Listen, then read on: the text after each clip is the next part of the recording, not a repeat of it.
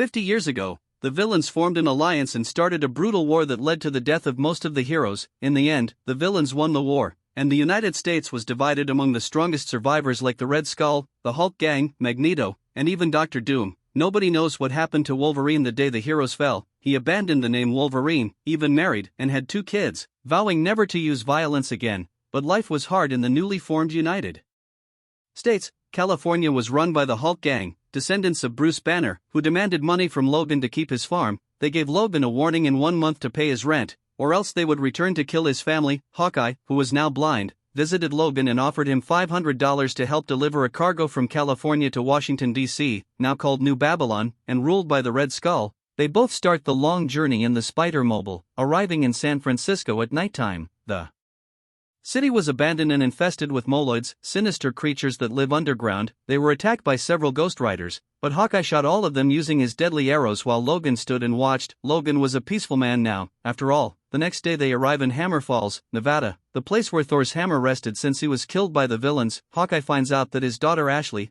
also the granddaughter of Spider-Man, was kidnapped by the Kingpin. Kingpin killed Magneto and took over his domain, keeping Ashley prisoner in Salt Lake City. They used the spider buggy to break into the building where Ashley was kept and free her. However, she didn't want to be rescued. She came to Salt Lake City to kill the Kingpin and used this opportunity to slash his throat. She wanted to take over his domain and attempted to kill her own father, but Logan saves him.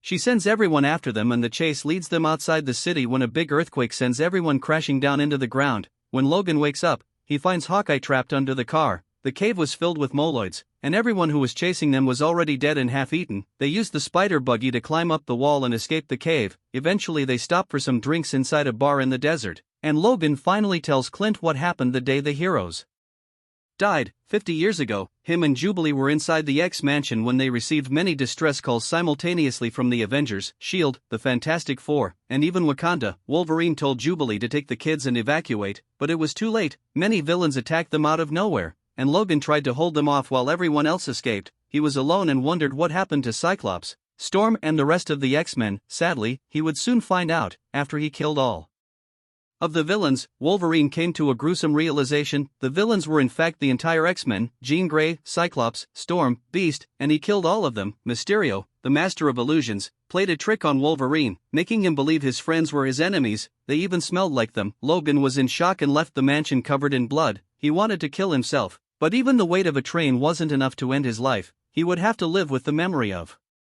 killing his friends forever. That day he swore never to use his claws again and tried to live a peaceful life. Eventually, Logan and Clint arrive in New Babylon and meet with the person they were supposed to deliver the package: 99 vials of super soldier serum, enough to build an army of superheroes and form a rebel alliance against the villains. However, the meeting was a trap. They delivered the package to a man working for the Red Skull who shoots Logan and kills Hawkeye.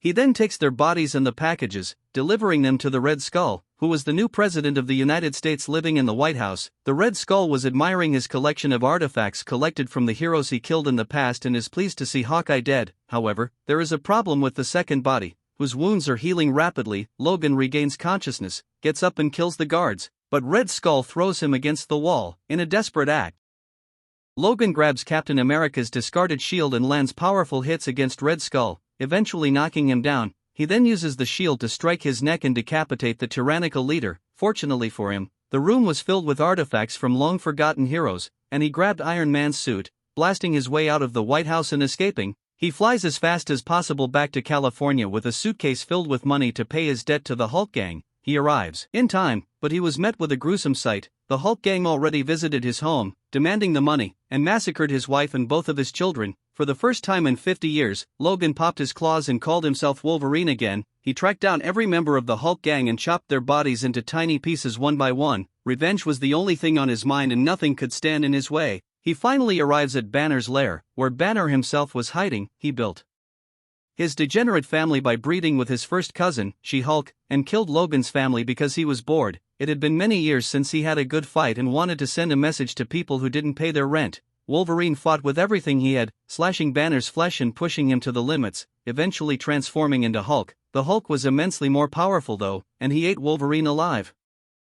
12 hours later, Banner's grandson returns to the cave and finds everyone dead. Banner was resting on the ground with a full belly, but he didn't look so good. It must have been someone he ate. Suddenly, Wolverine burst out of his body, slashing Hulk's flesh. Using his claws and killing the deranged creature, he finally had his revenge, but felt pity for one of Banner's children. After he buried his family and said his goodbyes, Logan took the baby in his backpack and left that place forever.